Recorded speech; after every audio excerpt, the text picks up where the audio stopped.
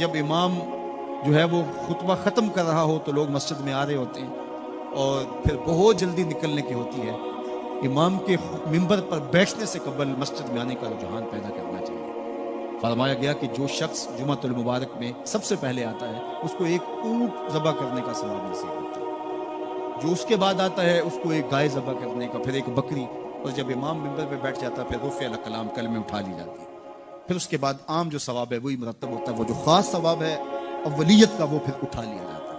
اس لیے کوشش کریں. میں سمجھتا ہوں اس میں ہمارے خطباء کا بھی بہت قصور ہے کہ بعض کا ممبر سے کوئی مربوط گفتگو نہیں ملے گی، کوئی منظم کلام نصیب نہیں ہوگا اور کوئی با مقصد بات لوگوں تک نہیں پہنچائی جائے گی تو لوگوں کی دلچسپی نہیں ہوگی، لوگ پھر دیر سے آئیں گے. ایک تو یہ بات بھی ہے، لیکن دوسری بات یہ ہے کہ ہمارے ہاں عمومی طور پہ اجتماعی رویہ یہ ہے کہ مسجد میں دیر سے جانے کا فیشن. تو اس فیشن پہ نہ چلے، بلکہ امام اور خطیب کے ممبر پر بیٹھنے سے قبل جتنا وقت گزرے گا آ کے بیٹھ کے تلاوت کرتے رہیں، ذکر و فکر میں مشغول رہیں. جتنی دیر آپ کو انتظار کرنا پڑے یہ آپ کے لیے خیر و برکت کر رہی ہے. اور پھر آئیں اور پوری گفتگو سنیں اور اس گفتگو کا یقیناً نتیجہ آپ کی زندگی میں مرتب ہوگا. اور اگر آپ سمجھتے ہیں کہ میں بہت زیادہ مصروف ہوں اور کوئی آپ کو کام ہے تو شریعت نے آپ کو اجازت دی ہے کہ آپ لیٹ بھی آ سکتے ہیں. لیکن اذا نودی للصلاۃ من یوم الجمعۃ فاسعوا الی ذکر اللہ وذروا البیع، وہ حکم دیا گیا جب جمعے کی اذان پکاری جائے تو اس کے بعد پھر آپ کاروبار نہیں کر سکتے، پھر کاروبار کرنا حرام ہو جاتا ہے آپ کو. وذروا البیع، پھر خرید و فروخت چھوڑ دو، پھر تم چل پڑو اللہ کے ذکر کی طرف. پھر تمہارے اوپر لازم ہے کہ تم ذکر کی طرف چل پڑو.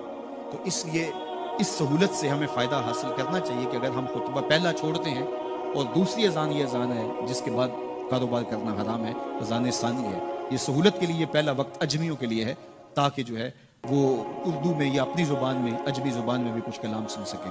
تو اس لیے ہمیں یہ سہولت دی گئی ہے، وہ بہت ضروری کام ہوتا ہے. دین سیکھنے کا یہ کتنا خوبصورت موقع ہے.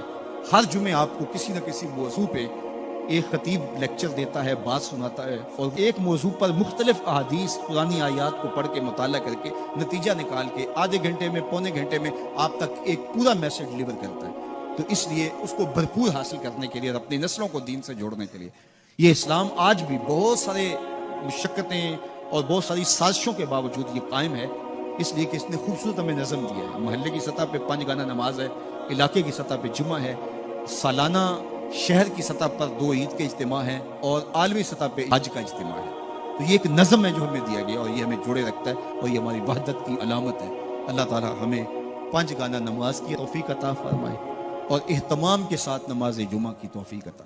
ایک حدیث میں آتا ہے جس نے 3 جمعے بغیر کسی عذر کے ترک کر دیے اس کے دل پر نفاق کی مہر لگا دی جاتی ہے. اللہ ہمیں محفوظ فرمائے. وآخر رہنا